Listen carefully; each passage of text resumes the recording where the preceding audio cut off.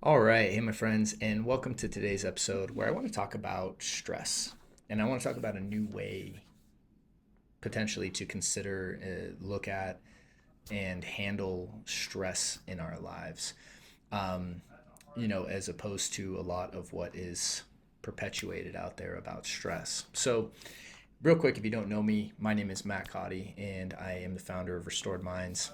And if you're wanting to explore these ideas deeper or learn more about this, you can check out some links that I have for you in the notes, or you can head over to restoredminds.com as I have some resources there for you as well. So let's go ahead and dive in. Let's talk about stress today. So, what is stress? A lot of times, we use this language very commonly in our world, right? Especially in the West, where I'm so stressed. I feel like I have so much stress going on, and we use this word stress, and a lot of times, I think we use this word and we don't even really understand what we're talking about, right? We don't have necessarily a conscious awareness of what we're talking about. We're just saying that we're stressed. So, what is stress? Stress is really when we're experiencing predominantly lower emotion, right? We're stressed. So fear, anger, right? Guilt, shame, right? These conflicts. And these emotions tend to arise when life is not the perceived way we think it should be. I mean, Hawkins gives a great example on stress when he talks about this idea of like, you could be getting ready to go out for the evening, and you're playing a certain song and it's loud and you're dancing around, getting in the energy of going out, and you feel great about it. And then you come home, go to sleep, and that same song, same volume turns on, and all of a sudden you're stressed about it because you don't want it to happen at that time. So stress has a lot to do with our resistance to life. And our resistance, again, can create a lot of lower emotion. And so what happens is because this lower emotion comes up and we project it out onto life, we then try to make life, try to control life, right? And the amount of stress we experience corresponds primarily to the amount of lower emotion that we're experiencing at a given time and the projection we're putting that emotion onto, and then our ability to control that projection. And as this builds over time, we're just in these chronically lower emotional states, and then trying to control all these triggering quote unquote events outside of us, and then that is how we perceive our level of stress. And when you handle stress from an outside in perspective, meaning the world outside me is the cause of my stress, well, life can be pretty overwhelming, right? Like life can be you know, damn near exhausting and terrifying because there's always either what you're experiencing as stressful or what you're anticipating you might experience as stressful, right? And not realizing that you could be sitting here totally calm on the couch, watching TV, drinking your favorite beverage, and thinking about how tomorrow this thing could happen and now I need to handle that, and actually feeling all this lower emotion with no cause other than you generating it, you know? Or something that happened yesterday or earlier that day, you could be still carrying it with. And so most of our stress is actually related to, again, our emotions that we're carrying and we don't know what to do with, and that big emotional tank that we're carrying around and that gets activated consistently. Because truly most of stress is actually caused from our own psyche, right? We are essentially the cause of our stress. Now there are actual dangers. Okay, so I want to, that's why I like, the book Why Zebras Don't Get Ulcers. Dr. Sapolsky, I believe, talks about the three main types of stress. But really, when we're talking about the majority of stress that people experience, we're talking about the psychological and emotional stress. And for most of us, what's happening is our psyche creates or uses triggers in our environment to bring up older emotions, unprocessed, unresolved emotion. And when that happens, it can feel very alarming, very intense. And so when we resist it, we experience those emotions as stressful, or the events that we perceive trigger them as stressful.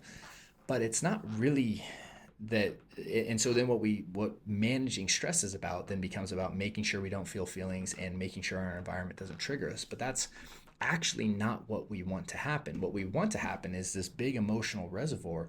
We want to let it go. We want to get rid of it, you know? And the things that we perceive as stressful, oftentimes we have to ask ourselves, does this cause everyone else stress? Is this thing the cause of everyone else's stress too? Does everyone else experience this the same way that I do? Because a lot of times it might be as simple as your boss tells you, hey, I need a report done by 6, and all of a sudden you're ruminating for the next 3 hours and feeling very stressed about the report where someone else isn't. And the question is like, well, if it's not really a matter of quote unquote perception, it's a matter of what emotion you're bringing into that experience, because the only thing that happened is you got asked to bring a report in by 6, let's say. And notice all the other stuff that comes up in conjunction with that for you. And so one's ability to manage and, I don't even like the idea of managing stress, because it assumes, most people assume with managing stress, it means managing your outer environment and trying to mitigate and get rid of these experiences internally.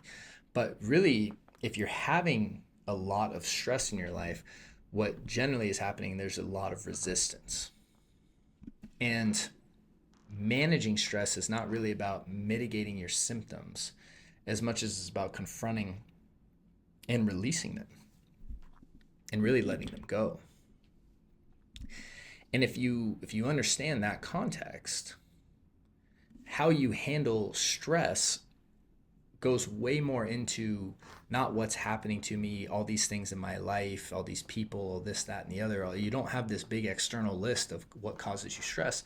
You start to realize that it's much more about my emotional tank that gets activated, my beliefs, my perceptions, my paradigms, and you start to work at stress from a completely different lens. What you once saw as stressful can instantly become part of your healing and growth simply by changing the paradigm in which you perceive it. And if you're operating in a way where you find stress perpetuating in your life, instead of continuing to do something that hasn't worked again and again and again, a lot of times changing the paradigm itself, changing the beliefs, changing your identity, changing your relationship to your emotion, changing your understanding of thoughts, understanding consciousness, right? All the stuff we talk about in TBC, right? It allows for a complete recontextualization of something where you begin to see that what you thought was the cause of stress was nothing more than an internal healing attempting to happen on something. And then from there, it begins to get really exciting. This work can get really exciting internally, because you can start to see that life is giving you all these chances to liberate you from all this junk you're carrying around, all these limitations, all these beliefs, all these emotions that are coming up. Life is like giving you these chances. And because of our current paradigm, or our lack of understanding, or our naivete, if you will, we're missing out on the opportunities that are right in front of us.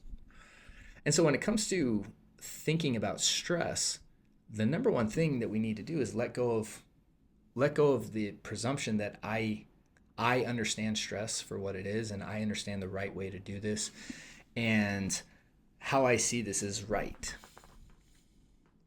Especially if you're experiencing a lot of stress, and how I manage it is right.